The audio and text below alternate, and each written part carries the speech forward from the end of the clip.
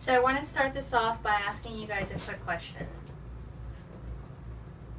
Who holds the title for being the first non-European pope in more than 1,000 years, and who is also not afraid to speak of issues that no other Catholic leader has?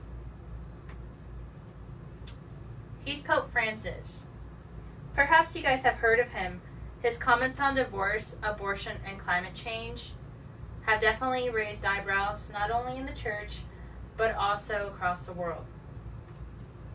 So who is Pope Francis, and what is he doing to change the church? When Pope Francis became Pope back in 2013, everyone knew change was coming. It wasn't the typical new change you get when a leader comes in. It was a different feeling because Francis is able to connect to so many people on a different level. Bishops in Argentina reached out to Pope Francis in regards to divorce. They wanted someone to do something about people that get a divorce and want to rejoin the church. Let me explain to you a little bit how that goes. In the church, if you get a divorce, you're a sinner. Divorce simply just does not exist. You're supposed to get married and be with that person forever. But unfortunately, happily ever after does not happen for everybody. And the ones who get a divorce get punished for not being able to make it with that person they once said they would. This results for these people not being able to receive the body and blood of Christ at Mass, which is one of the most important things that you do at the Catholic Church. So instead of finding a way for people to reconnect or still be in the church, the Catholic Church basically shuts the doors on them and says, you have sinned, you're no longer welcomed. Well, when the bishops reached out to Francis in regards to this, he replied to him in Amoris Laetitia, saying he wanted to create a way for these people to rejoin the church. He wanted to create a way in which the believers were not shut out of their church.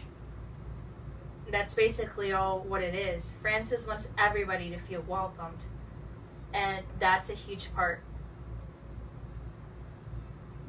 Another topic that not only creates a lot of confusion in the church, but also around the world, is abortion. Regardless of personal beliefs, there are laws and church laws that quickly determine you being a good person or a bad person based on what you think abortion should be, or it should be allowed or not. In the church, terminating an innocent's life is a grave sin with no forgiveness whatsoever. That's that. That's all you hear at church.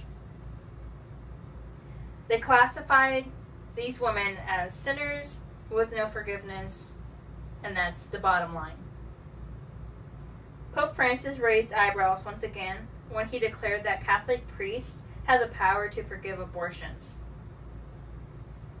He was clear that under Catholic Church, it's still considered a sin, but it allows these women to be able to rejoin the church in a way. He's not saying go ahead and go have abortions. He's saying we understand that everyone is different. Under certain circumstances, things happen. Things have to happen. And that's that. We want you to be able to find a place, to have a place, to feel safe at. And that's what the church is.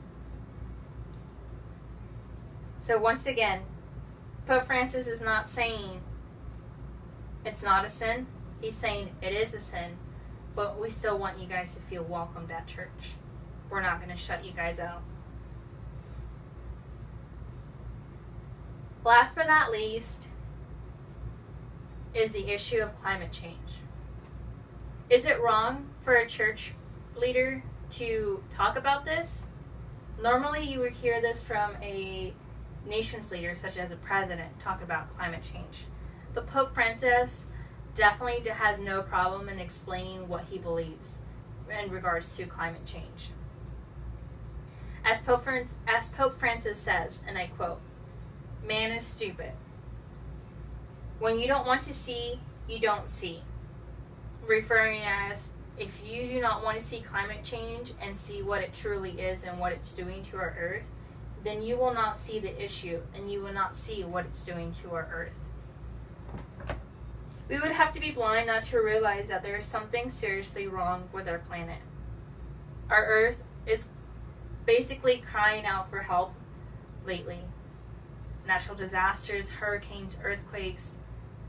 It's scary, and there's a reason for it. We're the problem. Pope Francis is not only calling out to his church followers, it's a call for the whole world. We are responsible for the earth, for God's creation. We need to do something. Human activity and greenhouses are killing the earth. Pope Francis has a 184-page document called Laudato Si', which he basically is saying once again, we need to take care of our earth, and here's what we can do, because if not, it's going to be really bad. In conclusion, Pope Francis symbolizes a new time for the Catholic Church. He has addressed issues that no other Catholic leader has, simply because he knows the importance of it, and he's not afraid of saying what he thinks. He welcomes everyone and realizes that everyone is different and things happen, and we should still have a safe place, and that should be the church. He is a breath for those who still believe and wish to attend church. He's a breath of new air. Pope Francis is changing the church. Pope Francis is changing the world. Thank you.